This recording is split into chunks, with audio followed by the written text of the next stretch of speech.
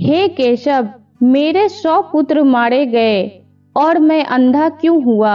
मेरे पूर्व जन्म का क्या पाप है? धृतराष्ट्र अंधे थे, लेकिन जब उन्हें यह पता चला कि गांधारी को 100 संतानों को जन्म देने का आशीष है, तो अंधेपन का दुख मिट गया था। धृतराष्ट्र के 100 पुत्र और एक पुत्री हुई। कुरुक्षेत्र में उनके 100 पुत्र मारे गए थे। एक पिता के लिए इससे बड़ी दुख की बात क्या होगी कि उसे 100 पुत्रों का शोक मनाना पड़े। भगवान श्री कृष्ण ने गीता का जो संदेश दिया था, उसे अर्जुन के अतिरिक्त संजय और धृतराष्ट्र ने भी सुना था।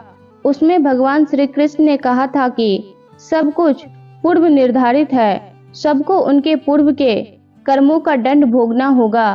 धृतराष्ट्र को वह बात स्मरण थी।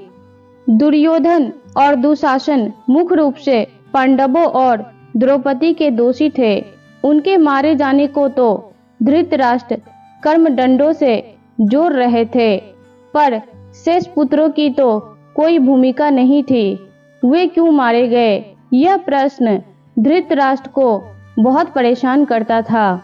धृतराष्ट्र ने भगवान श्री कृष्ण से पूछा, मैं अंधा पैदा हुआ, मेरे 100 पुत्र मारे गए।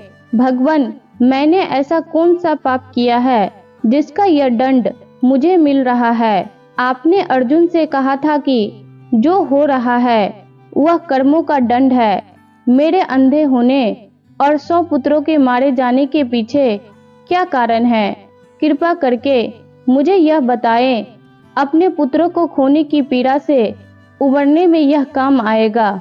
भगवान श्री कृष्ण ने कहा, महाराज धृतराष्ट्र, आपने उचित ही सुना था। कर्मों का दंड भोगना ही पड़ता है, उससे कोई बच नहीं सकता है। राजा और समर्थवान लोगों को कर्मों का दंड विशेष रूप से भोगना पड़ता है। ईश्वर उन्हें समर्थवान बनाते हैं तो उनसे ज्यादा जिम्मेदार होने की आशा रखते हैं। कुछ पाने के लिए कुछ तो देना ही पड़ेगा ना महाराज। आप इस जन्म में भी राजा हैं और पूर्व जन्म में भी राजा थे, पर आपने कई पाप कर्म किए हैं। धृतराष्ट्र अधीर हो गए। वे बोले, हे केशव, मैंने इस जन्म में जो किया वह मेरे सामने है। एक राजा और एक बड़े परिवार का मुखिया होने के नाते मुझे वही उचित लगा। पूर्व जन्म का रहस्य जानने को उत्सुक हूँ। कृपा करके वह रहस्य खोले कि ऐसा कौन सा पाप था कि मैं अंधा भी हुआ और 100 पुत्र भी गवाए। भगवान श्री कृष्ण ने धृतराष्ट्र को पूर्व जन्म की याद दिलानी शुरू की। उन्हें पूर्व जन्म लेकर गए। भगवान श्री कृष्ण बोले, महाराज धृतराष्ट्र, पिछले जन्म में भी आप एक राजा थे। आपके राज्य में एक तपस्वी ब्राह्मण रहते थे। ब्राह्मण के पास हंसों का एक जोड़ा था जिसके 4 बच्चे थे। ब्राह्मण को उन हंसों से अपने संतान के जैसा लगाव था। ब्राह्मण को तीर्थ यात्रा पर जाना था, लेकिन हंसों की चिंता में वह नहीं जा पा रहा था। उसने अपनी चिंता एक साधु को बताई। साधु ने कहा, तीर्थ में हंसों को बाधक बताकर हंसों का अगला जन्म खराब क्यों करते हो?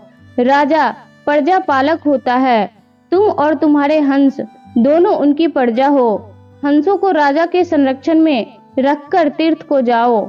आप एक प्रजा पालक राजा थे, इसलिए ब्राह्मण को यह बात अच्छी लगी। वह आपके पास आया और अपनी सारी परेशानी का सुनाई। आपने ब्राह्मण के तीर्थ से लौट आने तक हंसों की रक्षा का दायित्व स्वीकार लिया। ब्राह्मण हंस और उसके बच्चे को आपके पास रखकर तीर्थ यात्रा को गए। हंस आपके महल के तालाब में ही पलने लगे। आपको एक दिन मांस खाने की तीव्र इच्छा हुई। आप उस समय अपने महल के बाग में घूम रहे थे। आपकी नजर हंसों पर गई। आपने सोचा, सभी जीवों का मांस खाया है, पर हंस का मांस आज तक नहीं खाया। इसका स्वाद आखिर कैसा होता होगा? आप इसी विषय पर सोचते रहे और हंस का मांस खाने की इच्छा तीव्र होती चली गई। यह इच्छा अब पराकाष्ठा पर पहुंच गई और आप खुद को रोक ना पाए। आपने हंस के 2 बच्चे भूनकर खा लिए।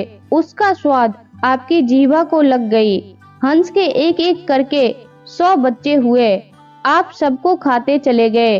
अंततः हंस संतानहीन होकर दुख में मर गया। कई साल बाद वह ब्राह्मण तीर्थ यात्रा से लौटा और आपके पास आया। उसने आपसे अपने हंसों के बारे में पूछा। हंस तो आपके लालच की बलि चढ़ चुके थे। प्रजा पालक राजा यह कैसे कहता कि उसने अपने प्रजा की संपत्ति को चुपके से लूट ली। इसलिए आपने ब्राह्मण से कह दिया कि हंस बीमार होकर मर गए। ब्राह्मण आप पर पूरा भरोसा करता था। उसने आपकी बात मान ली और विलाप करते घर चले गए। महाराज धृतराष्ट्र, आपने हंस के बच्चे को खाकर और फिर झूठ बोलकर एक साथ कई अपराध किए। आपने तीर्थ यात्रा पर गए ब्राह्मण के साथ विश्वासघात किया, जिसने आप पर इतना विश्वास किया था। आपने प्रजा की धरोहर में डाका डालकर राजधर्म भी नहीं निभाया। जीवा के लालच में पड़कर हंस के 100 बच्चे भूनकर खा गए, जो आपके पास आश्रय के लिए आए थे। इस तरह आपने उस असहाय का वध किया जिसे आपने आश्रय दिया था। यह बहुत बड़ा पाप है। हे राजन, इन घोर पाप कर्मों का आपको दंड मिला है। जैसे आपने जीवा के लालच में हंस के 100 बच्चे मारे, वैसे ही आपके 100 पुत्र लालच में पड़कर मारे गए। उन सब की जीवा भी आवश्यकता से अधिक उदंड थी। जिसने आप पर आंख मूंदकर भरोसा किया, उस तीर्थयात्री से आपने झूठ बोला और राजधर्म का पालन नहीं किया। कोई आंख मूंदकर विश्वास करे तो उसका विश्वास कभी नहीं तोड़ना चाहिए। इसी विश्वासघात के कारण आप अंधे और राजकाज में विफल व्यक्ति हो गए। भगवान श्री कृष्ण ने कहा, सबसे बड़ा छल होता है विश्वासघात। आप उसी का फल भोग रहे हैं। वीडियो अच्छी लगी हो तो लाइक, शेयर और ऐसे ही वीडियो को देखने के लिए हमारे चैनल को सब्सक्राइब जरूर करें। धन्यवाद।